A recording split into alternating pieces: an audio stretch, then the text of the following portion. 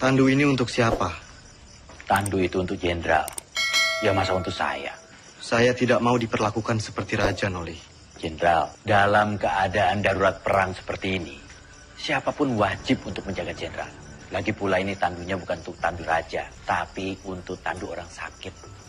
Jenderal Sudirman, umur boleh pendek, tapi hasil perjuangannya kita nikmati hingga hari ini.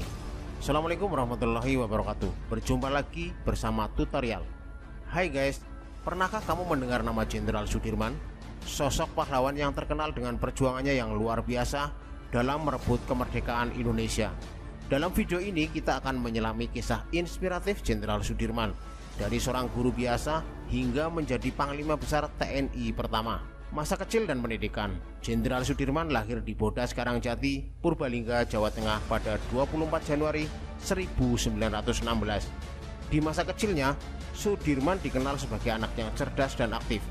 Ia menempuh pendidikan di Taman Siswa dan HIK, Sekolah Guru Muhammadiyah di Solo, di mana jiwa nasionalismenya mulai tumbuh. Karir militer dan perjuangan kemerdekaan.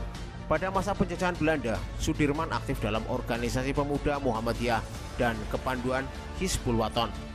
Jiwa patriotismenya mendorongnya untuk bergabung dengan PETA, pembela tanah air, dan kemudian menjadi komandan batalion. Setelah kemerdekaan Indonesia, Sudirman terpilih sebagai Panglima Divisi 5 Banyumas dan menunjukkan kepemimpinannya yang luar biasa dalam berbagai pertempuran melawan Belanda. Pada usia 31 tahun, beliau diangkat menjadi Panglima Besar TNI pertama, memimpin perjuangan bersenjata melawan Belanda. Kegigihan, pengorbanan, dan perjuangan Jenderal Sudirman. Perang gerilya. Salah satu kisah heroik Jenderal Sudirman yang tidak terlupakan adalah ketika beliau memimpin gerilya di hutan selama 7 bulan dalam kondisi sakit TBC. Melansir buku sejarah Jenderal Sudirman, di Kabupaten Bantul, Jenderal Sudirman memimpin perang gerilya yang berlangsung selama 7 bulan. Dalam menjalankan peperangan tersebut, kondisi fisik Sudirman dalam keadaan sakit berat, sakit TBC. Hal itu membuatnya ia harus ditandu untuk memimpin pasukannya. Sudirman memimpin perjuangan gerilya dengan berpindah-pindah dalam keadaan kesehatannya yang semakin menurun. Meski dalam kondisi tersebut, Jenderal Sudirman telah menjelajahi wilayah gerilya di daerah selatan Yogyakarta, Karisidenan Surakarta, Madiun, dan Kediri. Akhirnya, Belanda bersedia mengadakan perundingan dengan pihak Indonesia. Perundingan Romroyen.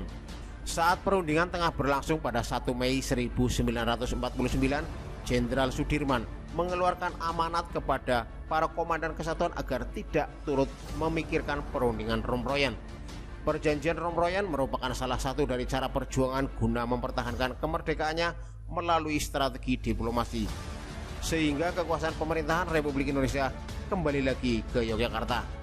Setelah Presiden kembali ke Yogyakarta, Jenderal Sudirman pun diminta untuk kembali juga ke Yogyakarta, tetapi ia menolak. Atas penolakan tersebut, pihak pemerintah meminta bantuan Kolonel Gatot Subroto.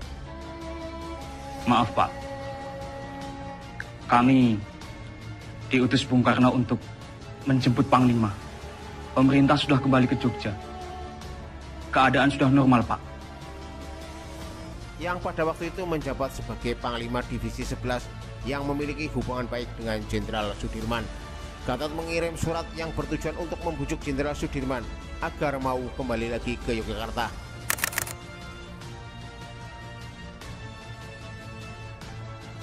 Pada tanggal 10 Juli 1949, dengan berbagai pertimbangan dan maksud untuk menghargai Gatot Subroto, Jenderal Sudirman bersama pasukannya bersedia kembali lagi ke Yogyakarta. Mulai sejak itu, Jenderal Sudirman kembali bersama pasukannya dan menetap di Yogyakarta, tetapi penyakitnya kambuh kembali. Pada 29 Januari 1950, Jenderal Sudirman meninggal dunia di Magelang dan dimakamkan di Taman Makam Pahlawan Semaki, Yogyakarta. Ia meninggal di usia ke-34 tahun dan dinobatkan sebagai pahlawan pembela kemerdekaan. Peran Jenderal Sudirman. Tercatat beberapa peran penting Jenderal Sudirman dalam mempertahankan kemerdekaan Indonesia, yaitu 1. Mengusir sekutu. Pada 12 Desember 1945, Kolonel Sudirman memimpin TKR mengusir sekutu dari Ambarawa dalam mempertahankan kemerdekaan Indonesia dari pengaruh sekutu. Memimpin PETA. Pada awal proklamasi kemerdekaan Indonesia, Sudirman memimpin pasukan pembela tanah air, PETA, dalam merebut senjata dari tentara Jepang yang ada di Indonesia. Menjadi ketua PKR pada 23 Agustus 1949, pemerintah membentuk Badan Keamanan Rakyat atau yang disebut dengan BKR. Sudirman diangkat menjadi ketua BKR untuk wilayah Banyumas. Kisah Jenderal Sudirman merupakan contoh teladan bagi generasi muda Indonesia. Kegigihan, dedikasi, dan semangat pantang menyerahnya dalam memperjuangkan kemerdekaan patut kita tiru. Mari kita teruskan perjuangan para pahlawan dengan mengisi kemerdekaan dengan karya dan prestasi. Semoga bermanfaat. Jangan lupa like, subscribe, dan memberikan komentar yang positif. Wassalamualaikum warahmatullahi wabarakatuh.